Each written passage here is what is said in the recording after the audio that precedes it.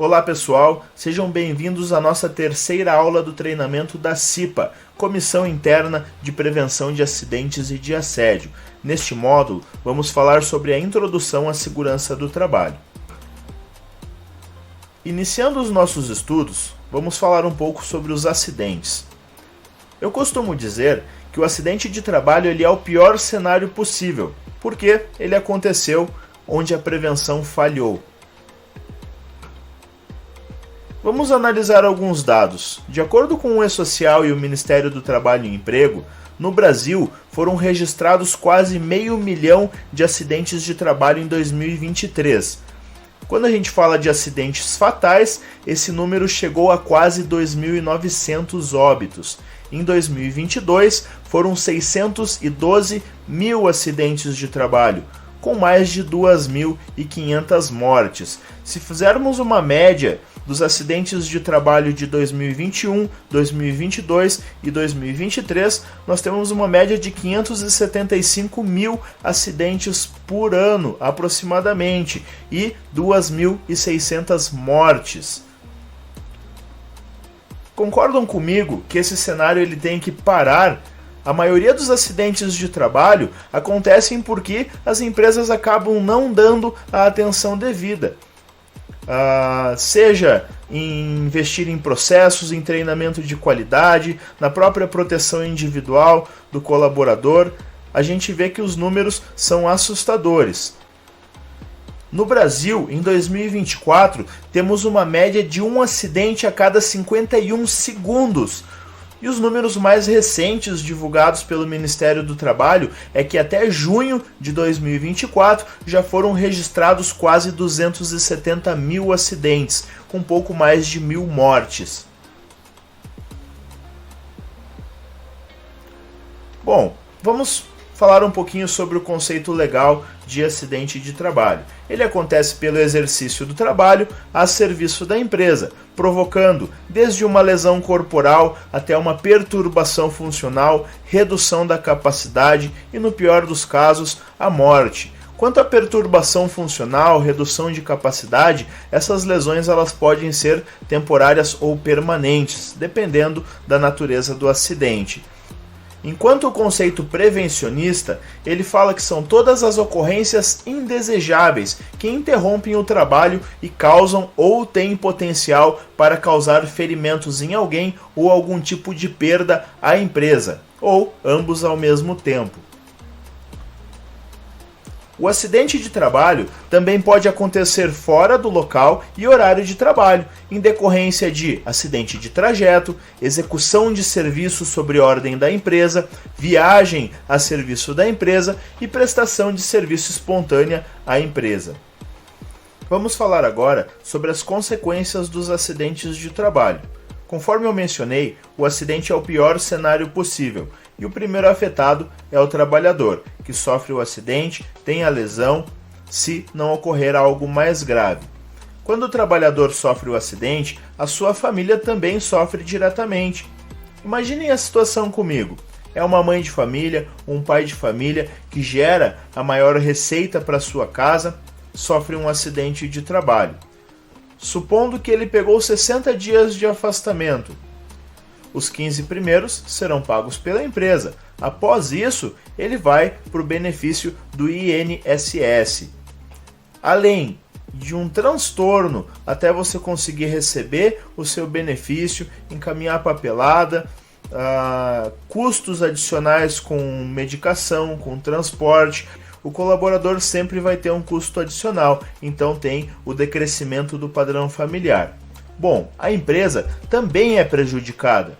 A empresa vai precisar divulgar a vaga, iniciar um processo de seleção, selecionar o candidato, encaminhar esse candidato para a medicina do trabalho, para fazer os exames admissionais, isso tem um custo, trazer o funcionário até a empresa, fazer uma integração, treinar o funcionário para fazer a função que você já executava com excelência.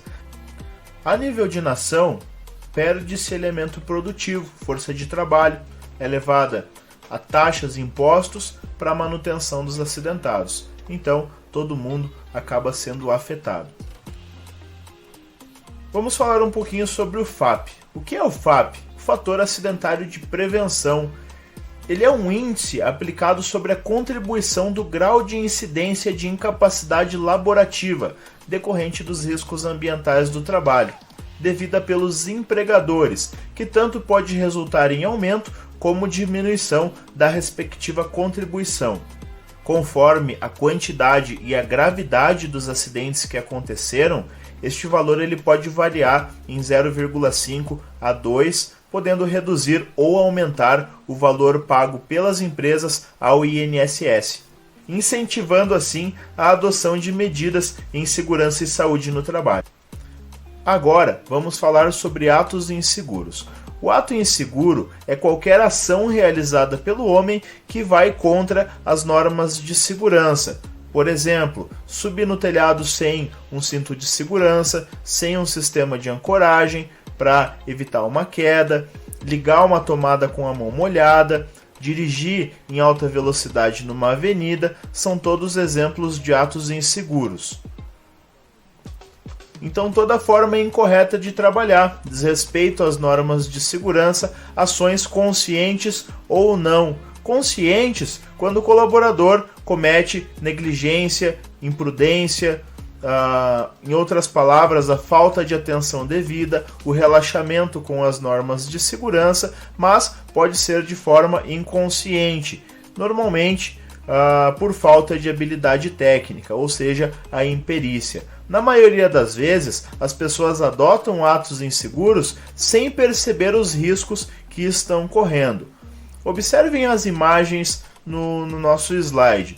Aqui, no canto superior esquerdo, temos um colaborador que utilizou aqui uma folha de jornal e um óculos de sol como máscara de solda.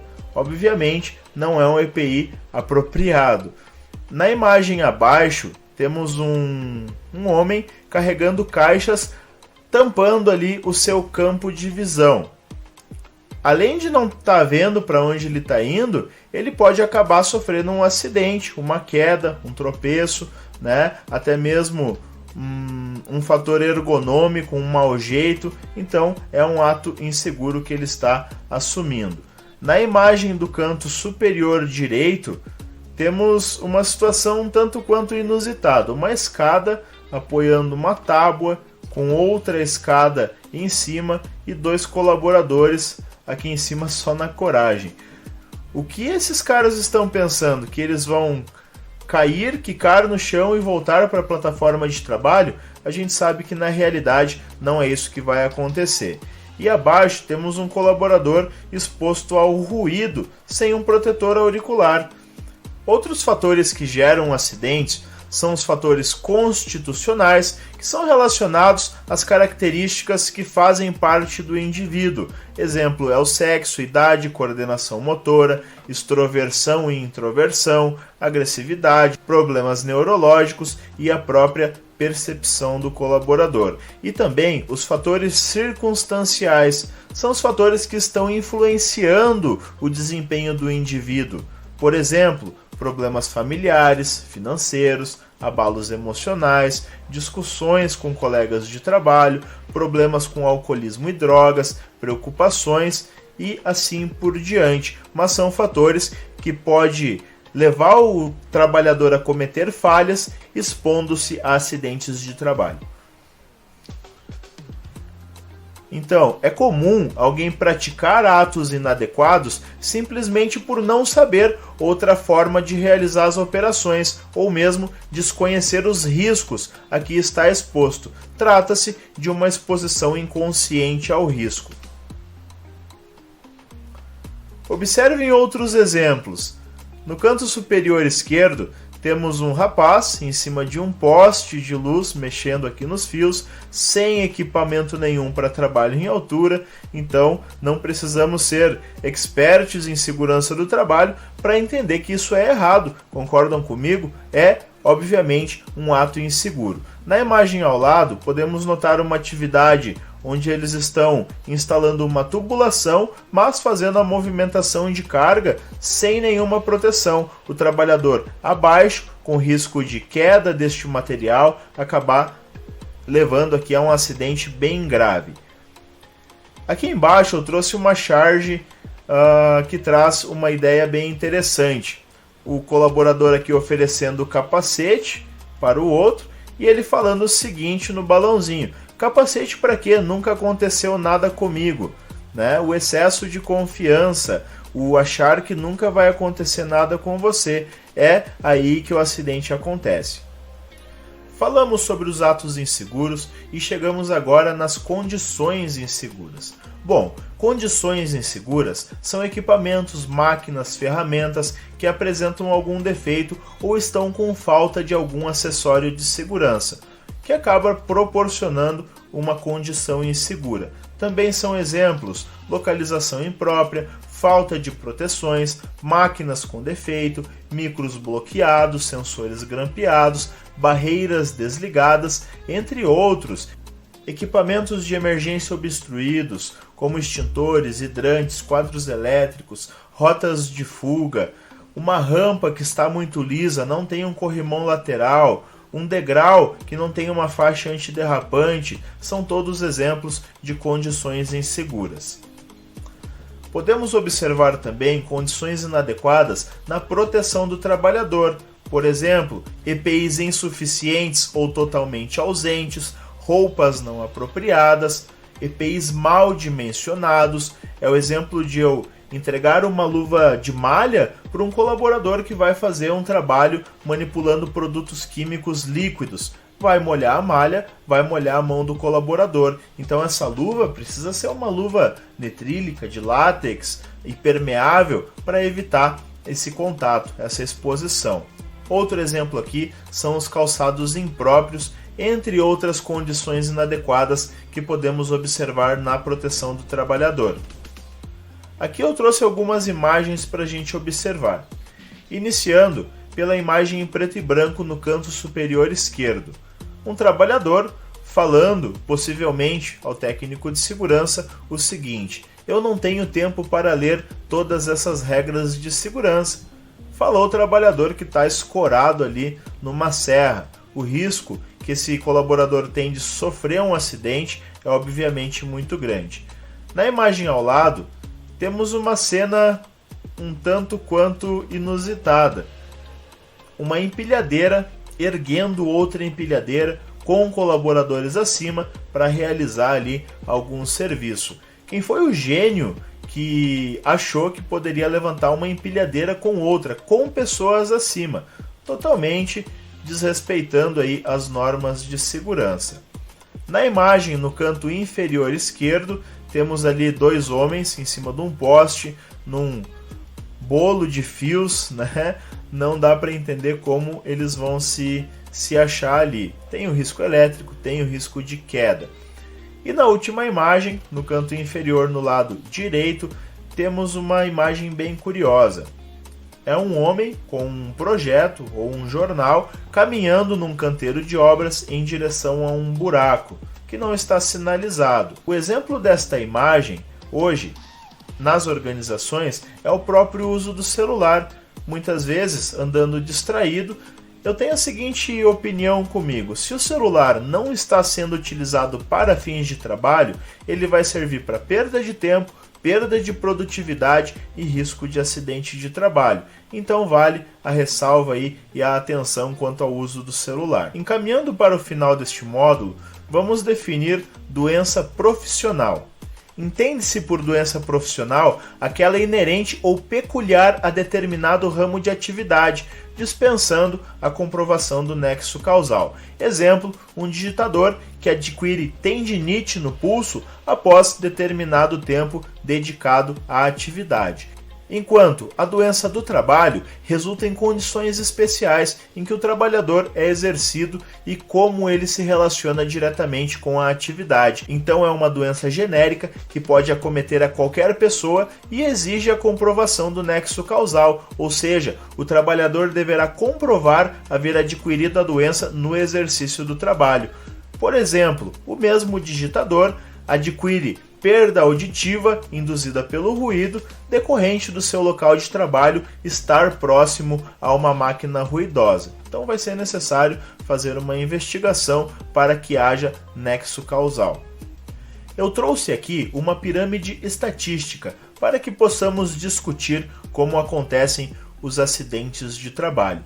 Essa pirâmide é conhecida como pirâmide de Frank Beard, e a analogia que podemos tirar dessa pirâmide é comparado aqui a um iceberg.